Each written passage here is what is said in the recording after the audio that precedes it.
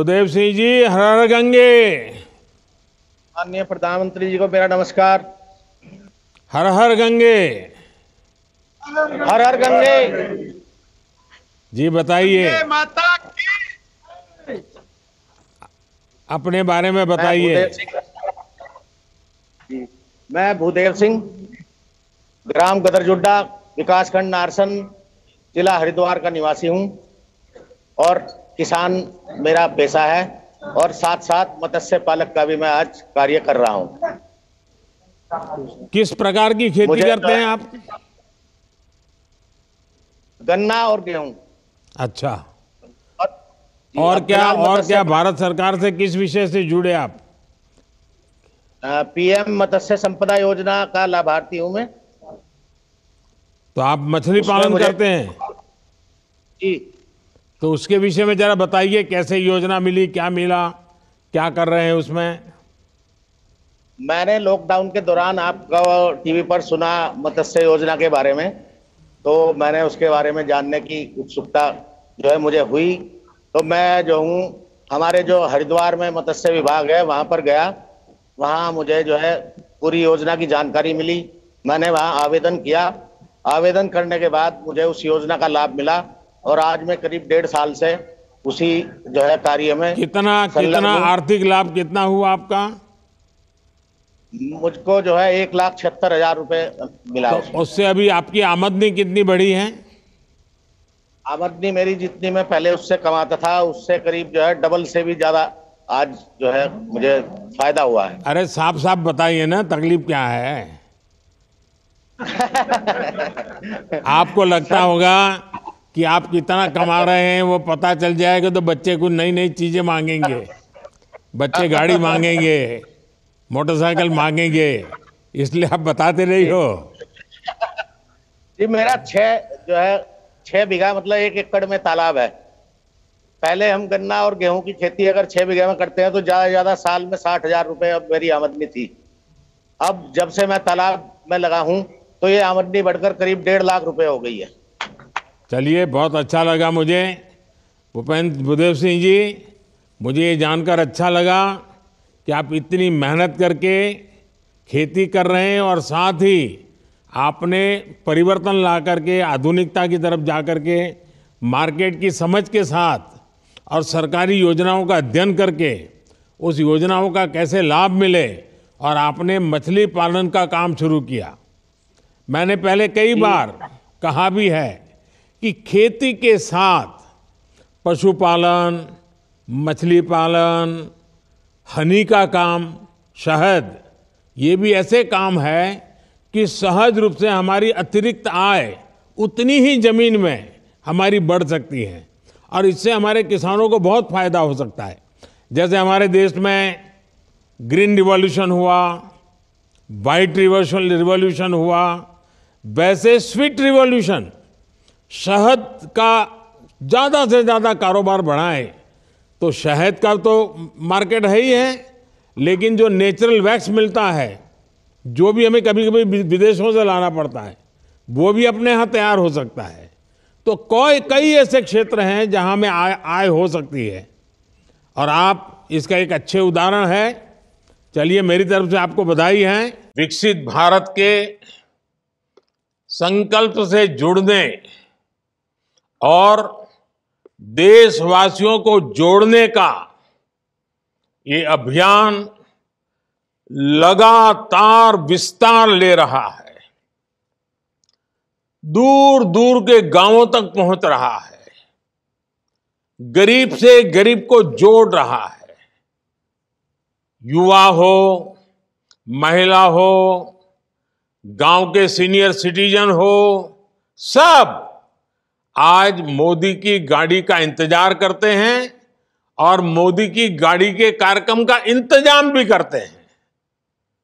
और इसलिए इस महाअभियान को सफल बनाने के लिए मैं आप सभी देशवासियों का, विशेष करके मेरी माताओं बहनों का आभार व्यक्त करता हूं। नौजवानों की ऊर्जा इसके साथ लगी है, नौजवानों की शक्ति इसमें लगी हुई है। सारे नौजवान भी इस कार्यक्रम को सफल बनाने के लिए अभिनंदन के अधिकारी हैं। कुछ स्थानों पर किसानों को खेतों में कुछ काम का समय होता है, तो भी जब गाड़ी उनके यहां पहुंचती है तो वो अपना खेती का काम भी 4-6 घंटे छोड़ करके इस कार्यक्रम में जुड़ जाते हैं। तो एक प्रकार से गांव गांव में एक बहुत बड़ा विकास का महोत्सव चल रहा है। विकसित भारत संकल्प यात्रा को शुरू हुए अभी 50 दिन भी नहीं हुए हैं, लेकिन ये यात्रा अब तक लाखों गांवों तक पहुंच चुकी है। ये अपने आप में एक रिकॉर्ड है। विकसित भारत संकल्प यात्रा का ध्येय उस व्यक्ति तक पहुंचने का है जो किसी कारणवश भारत सरकार की योजनाओं से वंचित रहा है। कभी कभी तो लोगों को लगता है कि भाई गांव में 2 लोगों को मिल गया तो हो सकता है कि उनकी कोई पहचान होगी, उनको कोई रिश्वत देनी पड़ी होगी या उनका कोई रिश्तेदार होगा। तो मैं ये गाड़ी लेकर के गांव गांव इसलिए निकला हूं कि मैं बताना चाहता हूं कि यहां कोई रिश्वतखोरी नहीं चलती है, कोई भाई भतीजावाद नहीं चलता है, कोई रिश्ते नाते नहीं चलते हैं। ये काम ऐसा है जो ईमानदारी से किया जाता है, समर्पण भाव से किया जाता है। और इसलिए मैं आपके गांव इसलिए पहुंचा हूं कि अभी भी जो लोग रह गए हैं मैं उनको खोज रहा हूं। जैसे ही जैसे पता चलेगा आने वाले दिनों में उन तक भी मैं पहुंचाऊंगा, इसकी गारंटी लेकर के मैं आया हूं। जिसको अभी घर नहीं मिला है उसको घर मिलेगा, जिसको गैस नहीं मिला है उसको गैस मिलेगा, जिसको आयुष्मान कार्ड नहीं मिला है उसको आयुष्मान कार्ड मिलेगा। योजनाएं जो आपकी भलाई के लिए हम चला रहे हैं वो आप तक पहुंचनी चाहिए। इसलिए ये पूरे देश में इतनी बड़ी मेहनत का काम हो रहा है। मेरे भाइयों बहनों, बीते दिनों जब जब मुझे इस यात्रा से जुड़ने का अवसर मिला है तो मैंने एक बात अवश्य नोट की है। जिस प्रकार देश के गरीब, हमारे किसान भाई बहन, हमारे युवा, हमारी महिलाएं आत्मविश्वास से अपनी बातें सामने रखते हैं, उनको जब मैं सुनता हूं ना, मैं खुद विश्वास से भर जाता हूं। उनको सुनता हूं तो मुझे लगता है वाह, मेरे देश में कैसी ताकत है, कहां कहां ताकत है। ये लोग हैं जो मेरा देश बनाने वाले हैं। ये अद्भुत अनुभव है।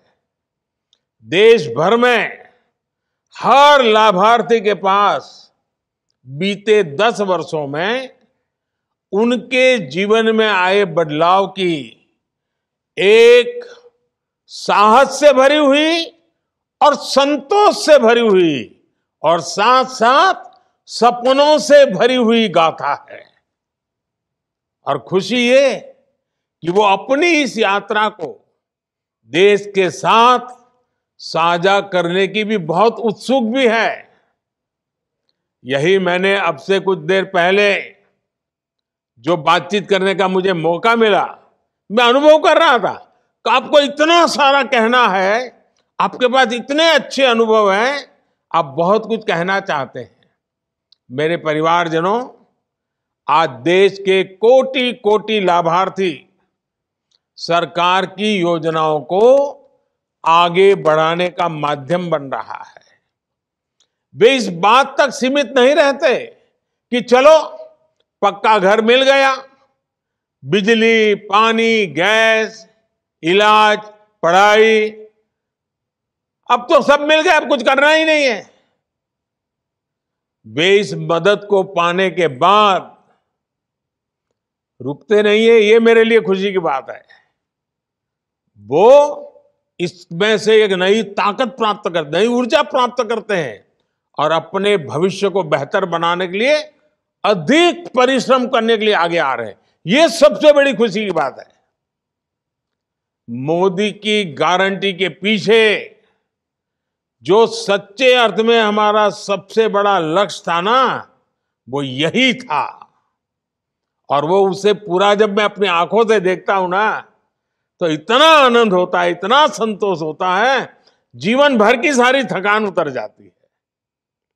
और यही भावना विकसित भारत की ऊर्जा भी बन रही है।